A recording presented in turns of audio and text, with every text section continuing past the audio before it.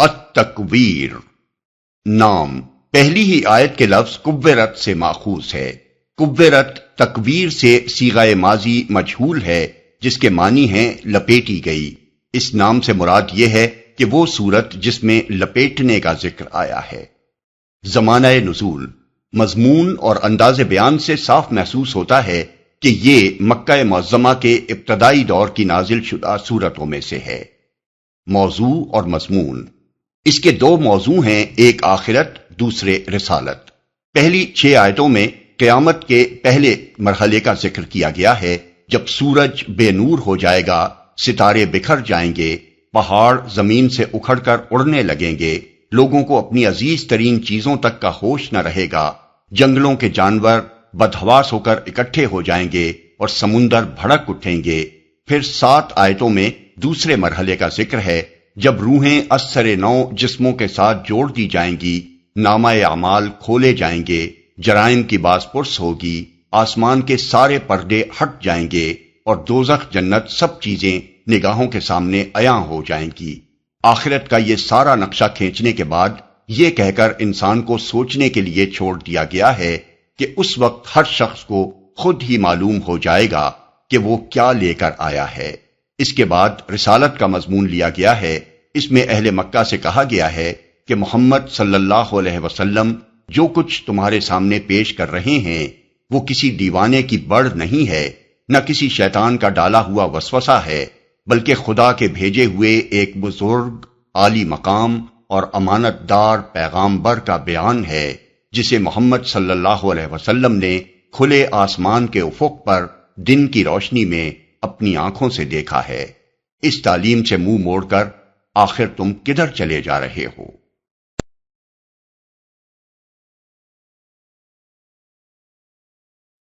اعوذ باللہ من الشیطان الرجیم، بسم اللہ الرحمن الرحیم۔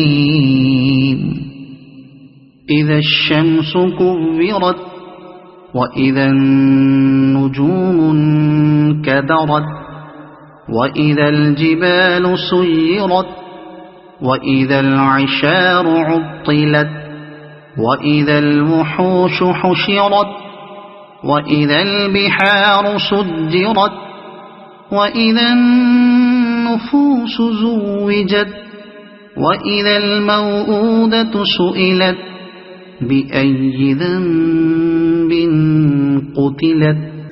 جب سورج لپیٹ دیا جائے گا اور جب تارے بکھر جائیں گے اور جب پہاڑ چلائے جائیں گے اور جب 10 مہینے کی حاملہ اونٹنیاں اپنے حال پر چھوڑ دی جائیں گی اور جب جنگلی جانور سمیٹ کر اکٹھے کر دیے جائیں گے اور جب سمندر بھڑکا دیے جائیں گے اور جب جانیں جسموں سے جوڑ دی جائیں گی اور جب زندہ گاڑی ہوئی لڑکی سے پوچھا جائے گا کہ وہ کس قصور میں ماری گئی، لپیٹ دیا جائے گا۔ سورج کے بے نور کر دیے جانے کے لیے یہ ایک بے نظیر استعارہ ہے۔ عربی زبان میں تکویر کے معنی لپیٹنے کے ہیں۔ سر پر امامہ باندھنے کے لیے تکویر الامامہ کے الفاظ بولے جاتے ہیں، کیونکہ امامہ پھیلا ہوا ہوتا ہے اور پھر سر کے گرد اسے لپیٹا جاتا ہے۔ اسی مناسبت سے اس روشنی کو جو سورج سے نکل کر سارے نظام شمسی میں پھیلتی ہے امامے سے تشبیہ دی گئی ہے، اور بتایا گیا ہے کہ قیامت کے روز یہ پھیلا ہوا امامہ سورج پر لپیٹ دیا جائے گا، یعنی اس کی روشنی کا پھیلنا بند ہو جائے گا۔ تارے بکھر جائیں گے، یعنی وہ بندش جس نے ان کو اپنے اپنے مدار اور مقام پر باندھ رکھا ہے کھل جائے گی اور سب تارے اور سیارے کائنات میں منتشر ہو جائیں گے۔ اس کے علاوہ انقدار میں قدورت کا مفہوم بھی شامل ہے، جس سے یہ ظاہر ہوتا ہے کہ وہ صرف منتشر ہی نہیں ہوں گے بلکہ تاریک بھی ہو جائیں گے۔ پہاڑ چلائے جائیں گے، دوسرے الفاظ میں زمین کی وہ کشش بھی ختم ہو جائے گی جس کی بدولت پہاڑ وزنی ہیں اور جمے ہوئے ہیں۔ پس جب وہ باقی نہ رہے گی تو سارے پہاڑ اپنی جگہ سے اکھڑ جائیں گے اور بے وزن ہو کر زمین پر اس طرح چلنے لگیں گے جیسے فضا میں بادل چلتے ہیں۔ اپنے حال پر چھوڑ دی جائیں گی۔ عربوں کو قیامت کی سختی کا تصور دلانے کے لیے یہ بہترین طرز بیان تھا۔ موجودہ زمانے کے ٹرک اور بسیں چلنے سے پہلے اہل عرب کے لیے اس اٹھنی سے زیادہ قیمتی مال اور کوئی نہ تھا جو بچہ جننے کے قریب ہو۔ اس حالت میں اس کی بہت زیادہ حفاظت اور دیکھ بھال کی جاتی تھی تاکہ وہ کھوئی نہ جائے، کوئی اسے چرا نہ لے یا اور کسی طرح وہ ضائع نہ ہو جائے۔ ایسی اونٹنیوں سے لوگوں کا غافل ہو جانا گویا یہ معنی رکھتا تھا کہ اس وقت کچھ ایسی سخت افتاد لوگوں پر پڑے گی کہ انہیں اپنے اس عزیز ترین مال کی حفاظت کا بھی ہوش نہ رہے گا۔ اکٹھے کر دیے جائیں گے۔ دنیا میں جب کوئی عام مصیبت کا موقع آتا ہے تو ہر قسم کے جانور بھاگ کر ایک جگہ اکٹھے ہو جاتے ہیں۔ اس وقت نہ سانپ ڈستا ہے نہ شیر پھاڑتا ہے۔ سمندر بھڑکا دیے جائیں گے۔ اصل میں لفظ سجرت استعمال کیا گیا ہے جو تسجیر سے ماضی مجہول کا صیغہ ہے۔ تسجیر عربی زبان میں تنور کے اندر آگ دہکانے کے لیے بولا جاتا ہے۔ بظاہر یہ بات عجیب معلوم ہوتی ہے کہ قیامت کے روز سمندروں میں آگ بھڑک اٹھے گی، لیکن اگر پانی کی حقیقت لوگوں کی نگاہ میں ہو تو اس میں کوئی چیز بھی قابل تعجب محسوس نہ ہوگی۔ یہ سراسر اللہ تعالیٰ کا معجزہ ہے کہ اس نے آکسیجن اور ہائیڈروجن دو ایسی گیسوں کو باہم ملایا جن میں سے ایک آگ بھڑکانے والی اور دوسری بھڑک اٹھنے والی ہے، اور ان دونوں کی ترکیب سے پانی جیسا مادہ پیدا کیا جو آگ بجھانے والا ہے۔ اللہ کی قدرت کا ایک اشارہ اس بات کے لیے بالکل کافی ہے کہ وہ پانی کی اس ترکیب کو بدل ڈالے اور یہ دونوں گیسیں ایک دوسرے سے الگ ہو کر بھڑکنے اور بھڑکانے میں مشغول ہو جائیں، جو ان کی اصل بنیادی خاصیت ہے۔ اور جب یہاں سے قیامت کے دوسرے مرحلے کا ذکر شروع ہوتا ہے۔ جسموں سے جوڑ دی جائیں گی، یعنی انسان اثرنو اسی طرح زندہ کیے جائیں گے جس طرح وہ دنیا میں مرنے سے پہلے جسم و روح کے ساتھ زندہ تھے۔ کس قصور میں ماری گئی؟ اس آیت کے انداز بیان میں ایسی شدید غضبناکی پائی جاتی ہے جس سے زیادہ سخت غضبناکی کا تصور نہیں کیا جا سکتا۔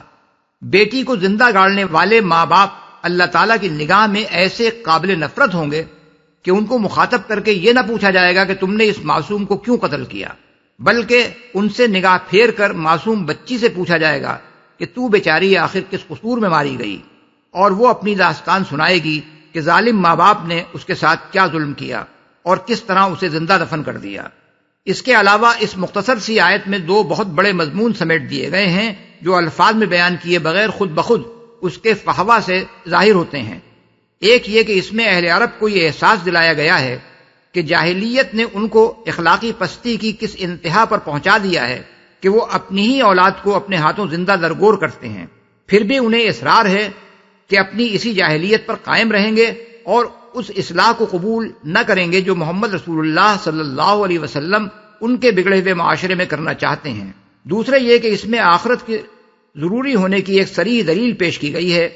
جس لڑکی کو زندہ دفن کر دیا گیا آخر اس کی کہیں تو داد رسی ہونی چاہیے، اور جن ظالموں نے یہ ظلم کیا آخر کبھی تو وہ وقت آنا چاہیے جب ان سے اس بے دردانہ ظلم کی بازپرس کی جائے۔ دفن ہونے والی لڑکی کی فریاد دنیا میں تو کوئی سننے والا نہ تھا۔ جاہلیت کے معاشرے میں اس فعل کو بالکل جائز کر رکھا گیا تھا، نہ ماں باپ کو اس پر کوئی شرم آتی تھی، نہ خاندان میں کوئی ان کو ملامت کرنے والا تھا، نہ معاشرے میں کوئی اس پر گرفت کرنے والا تھا۔ پھر کیا خدا کی خدائی میں یہ ظلم عظیم بالکل ہی بے داد رہ جانا چاہیے؟ عرب میں لڑکیوں کو زندہ دفن کرنے کا یہ بے رحمانہ طریقہ قدیم زمانے میں مختلف وجوہ سے رائج ہو گیا تھا۔ ایک معاشی خستہ حالی جس کی وجہ سے لوگ چاہتے تھے کہ کھانے والے کم ہوں اور اولاد کو پالنے پوسنے کا بار ان پر نہ پڑے۔ بیٹوں کو تو اس امید پر پال لیا جاتا تھا کہ بعد میں وہ حصول معیشت میں ہاتھ بٹائیں گے، مگر بیٹیوں کو اس لیے ہلاک کر دیا جاتا تھا کہ انہیں جوان ہونے تک پالنا پڑے گا اور پھر انہیں بیاہ دینا ہوگا۔ دوسرے عام بد امنی جس کی وجہ سے بیٹوں کو اس لیے پالا جاتا تھا کہ جس کے جتنے زیادہ بیٹے ہوں گے اس کے اتنے ہی حامی اور مددگار ہوں گے، مگر بیٹیوں کو اس لیے ہلاک کر دیا جاتا تھا کہ قبائلی لڑائیوں میں الٹی ان کی حفاظت کرنی پڑتی تھی اور دفاع میں وہ کسی کام نہ آ سکتی تھیں۔ تیسرے عام بدامنی کا ایک شاخسانہ یہ بھی تھا کہ دشمن قبیلے جب ایک دوسرے پر اچانک چھاپے مارتے تھے تو جو لڑکیاں بھی ان کے ہاتھ لگتی تھیں انہیں لے جا کر وہ یا تو لونڈیاں بنا کر رکھتے تھے یا کہیں بیچ ڈالتے تھے۔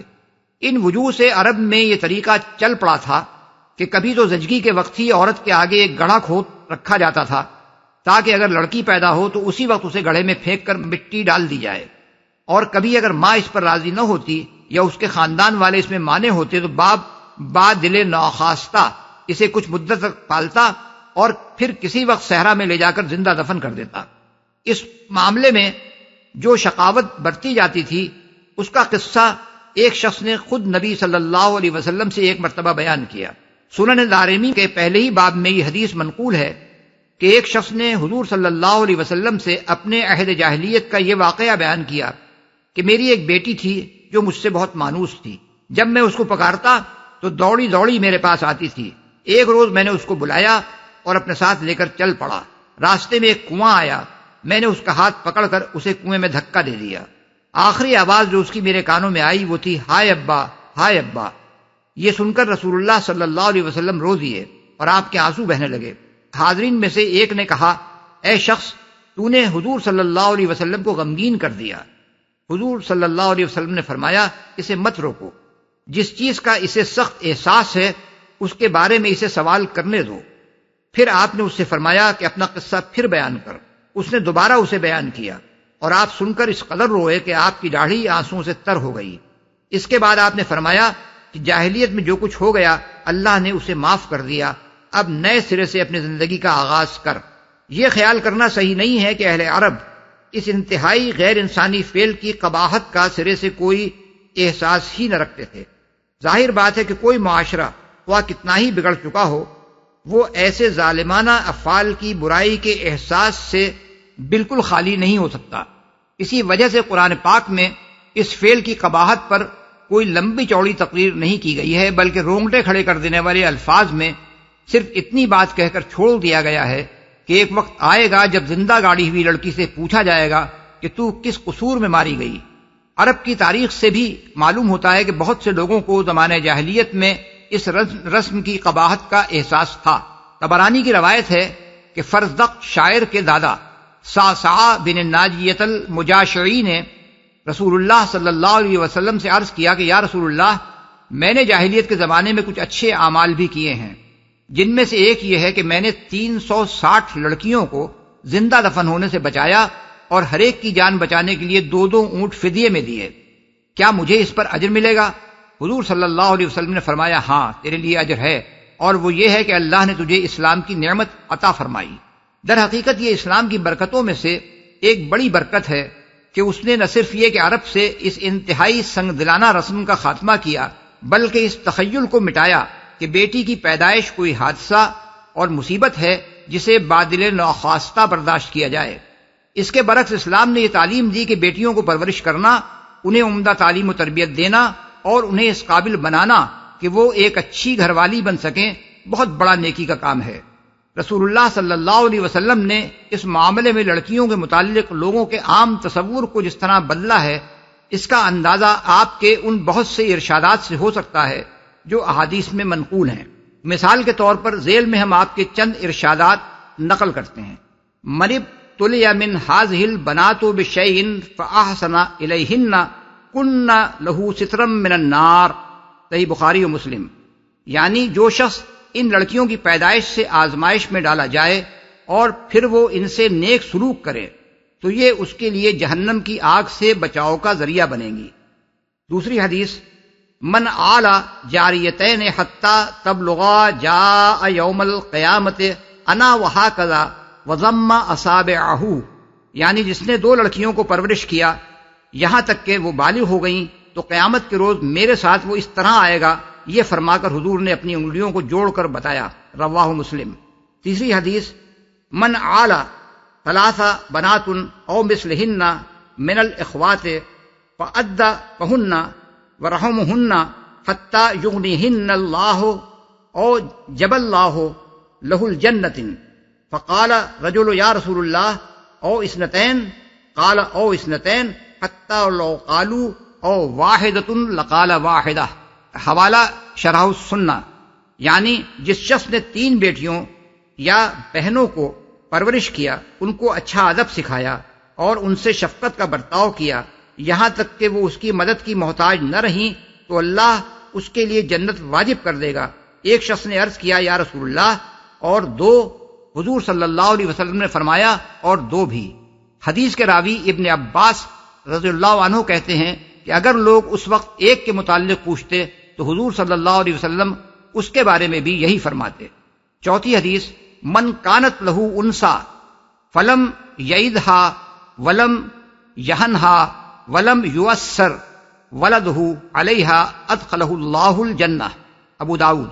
یعنی جس کے ہاں لڑکی ہو اور وہ اسے زندہ دفن نہ کرے، نہ ذلیل کر کے رکھے، نہ بیٹے کو اس پر ترجیح دے، اللہ اسے جنت میں داخل کرے گا۔ پانچویں حدیث، من کان لہو ثلاث بنات وصبر علیہن وکساہن من جدتہ کلہ حجابا من النار، بخاری فی ادب المفرد، ابن ماجہ۔ یعنی جس کے ہاں 3 بیٹیاں ہوں اور وہ ان پر صبر کرے اور اپنی وسعت کے مطابق ان کو اچھے کپڑے پہنائے، وہ اس کے لیے جہنم کی آگ سے بچاؤ کا ذریعہ بنے گی۔ چھٹی حدیث، مامن مسلم تذرکہ بنتان فیحسن صحبتہما الا ادخلناہ الجنہ، جس مسلمان کے ہاں 2 بیٹیاں ہوں اور وہ ان کو اچھی طرح رکھے، وہ اسے جنت میں پہنچائیں گی۔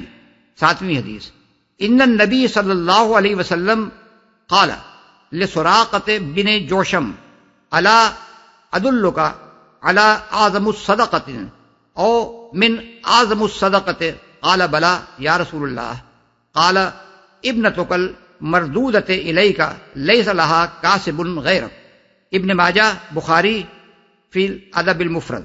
یعنی نبی صلی اللہ علیہ وسلم نے سراقہ بن جوشم سے فرمایا، میں تمہیں بتاؤں کہ سب سے بڑا صدقہ، یا فرمایا بڑے صدقوں میں سے ایک کیا ہے؟ انہوں نے عرض کیا ضرور بتائیے یا رسول اللہ۔ فرمایا تیری وہ بیٹی جو طلاق پا کر یا بیوہ ہو کر تیری طرف پلٹ آئے اور تیرے سوا کوئی اس کے لیے کمانے والا نہ ہو۔ یہی وہ تعلیم ہے جس نے لڑکیوں کے متعلق لوگوں کا نقطہ نظر صرف عربی میں نہیں بلکہ دنیا کی ان تمام قوموں میں بدل دیا جو اسلام کی نعمت سے فیضیاب ہوتی چلی گئیں۔ وَإِذَا الصُّحُفُ نُشِرَتْ وَإِذَا السَّمَاءُ كُشِطَتْ وَإِذَا الْجَحِيمُ سُعِّرَتْ وَإِذَا الْجَنَّةُ أُزْلِفَتْ عَلِمَتْ نَفْسٌ مَّا أَحْضَرَتْ۔ اور جب اعمال نامے کھولے جائیں گے اور جب آسمان کا پردہ ہٹا دیا جائے گا اور جب جہنم دہکائی جائے گی اور جب جنت قریب لے آئی جائے گی، اس وقت ہر شخص کو معلوم ہو جائے گا کہ وہ کیا لے کر آیا ہے۔ پردہ ہٹا دیا جائے گا، یعنی جو کچھ اب نگاہوں سے پوشیدہ ہے وہ سب عیاں ہو جائے گا۔ اب تو صرف خلا نظر آتا ہے یا پھر بادل، گرد و غبار، چاند، سورج اور تارے، لیکن اس وقت خدا کی خدائی اپنی اصل حقیقت کے ساتھ سب کے سامنے بے پردہ ہو جائے گی۔ جنت قریب لے آئی جائے گی، یعنی میدان حشر میں جب لوگوں کے مقدمات کی سماعت ہو رہی ہوگی، اس وقت جہنم کی دہکتی ہوئی آگ بھی سب کو نظر آ رہی ہوگی اور جنت بھی اپنی ساری نعمتوں کے ساتھ سب کے سامنے موجود ہوگی، تاکہ بد بھی جان لیں کہ وہ کس چیز سے محروم ہو کر کہاں جانے والے ہیں، اور نیک بھی جان لیں کہ وہ کس چیز سے بچ کر کن نعمتوں سے سرفراز ہونے والے ہیں۔ فلا اقسم بالخنس الجوار الكنس واللیل اذا عسعس والصبح اذا تنفس انه لقول رسول کریم ذی قوة عند ذی العرش مکین مطاع ثم امین وما صاحبكم بمجنون وَلَقَدْ رَآهُ بِالْأُفُقِ الْمُبِينِ۔ پس نہیں، میں قسم کھاتا ہوں پلٹنے اور چھپ جانے والے تاروں کی، اور رات کی جبکہ وہ رخصت ہوئی، اور صبح کی جبکہ اس نے سانس لیا۔ یہ فی الواقع ایک بزرگ پیغامبر کا قول ہے جو بڑی توانائی رکھتا ہے، عرش والے کے ہاں بلند مرتبہ ہے، وہاں اس کا حکم مانا جاتا ہے، وہ با اعتماد ہے، اور اے اہل مکہ تمہارا رفیق مجنون نہیں ہے، اس نے اس پیغامبر کو روشن افق پر دیکھا ہے۔ پس نہیں، یعنی تم لوگوں کا یہ گمان صحیح نہیں ہے کہ یہ جو کچھ قرآن میں بیان کیا جا رہا ہے یہ کسی دیوانے کی بڑھ ہے یا کوئی شیطانی وسوسہ ہے۔ اس نے سانس لیا۔ یہ قسم جس بات پر کھائی گئی ہے وہ آگے کی آیات میں بیان کی گئی ہے۔ مطلب اس قسم کا یہ ہے کہ محمد صلی اللہ علیہ وسلم نے تاریکی میں کوئی خواب نہیں دیکھا ہے، بلکہ جب تارے چھپ گئے تھے، رات رخصت ہو گئی تھی اور صبح نمودار ہو گئی تھی، اس وقت کھلے آسمان پر انہوں نے خدا کے فرشتے کو دیکھا تھا۔ اس لیے وہ جو کچھ بیان کر رہے ہیں وہ ان کے آنکھوں دیکھے مشاہدے اور پورے ہوش کے ساتھ دن کی روشنی میں پیش آنے والے تجربے پر مبنی ہے۔ قول ہے۔ اس مقام پر بزرگ پیغامبر یعنی رسول کریم سے مراد وحی لانے والا فرشتہ ہے، جیسا کہ آگے کی آیات سے بصراحت معلوم ہو رہا ہے۔ اور قرآن کو پیغامبر کا قول کہنے کا مطلب یہ نہیں ہے کہ یہ اس فرشتے کا اپنا کلام ہے، بلکہ قول پیغامبر کے الفاظ خود ہی یہ ظاہر کر رہے ہیں کہ یہ اس ہستی کا کلام ہے جس نے اسے پیغامبر بنا کر بھیجا ہے۔ سورہ الحاقہ آیت 40 میں اسی طرح قرآن کو محمد صلی اللہ علیہ وسلم کا قول کہا گیا ہے، اور وہاں بھی مراد یہ نہیں ہے کہ یہ حضور صلی اللہ علیہ وسلم کا اپنا تصنیف کردہ ہے، بلکہ اسے رسول کریم کا قول کہہ کر وضاحت کر دی گئی ہے کہ اس چیز کو حضور صلی اللہ علیہ وسلم خدا کے رسول کی حیثیت سے پیش کر رہے ہیں، نہ کہ محمد بن عبداللہ کی حیثیت سے۔ دونوں جگہ قول کو فرشتے اور محمد صلی اللہ علیہ وسلم کی طرف منسوب اس بنا پر کیا گیا ہے کہ اللہ کا پیغام محمد صلی اللہ علیہ وسلم کے سامنے پیغام لانے والے فرشتے کی زبان سے اور لوگوں کے سامنے محمد صلی اللہ علیہ وسلم کی زبان سے ادا ہو رہا تھا۔ توانائی رکھتا ہے۔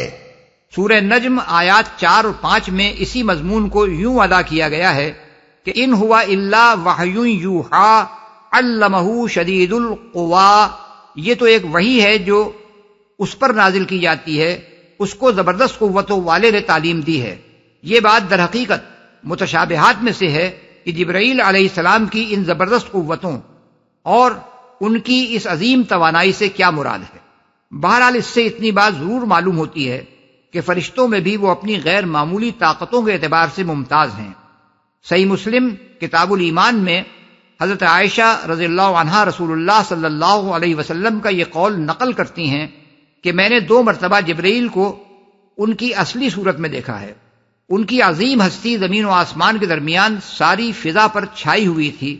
بخاری، مسلم، ترمذی اور مسند احمد میں حضرت عبداللہ بن مسعود رضی اللہ عنہ کی روایت ہے کہ رسول اللہ صلی اللہ علیہ وسلم نے ان کو اس شان میں دیکھا کہ ان کے 600 پر تھے۔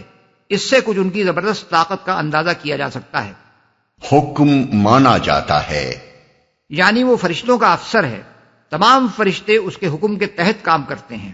با اعتماد ہے، یعنی وہ اپنی طرف سے کوئی بات خدا کی وحی میں ملا دینے والا نہیں ہے، بلکہ ایسا امانت دار ہے کہ جو کچھ خدا کی طرف سے ارشاد ہوتا ہے اسے جوں کا توں پہنچا دیتا ہے۔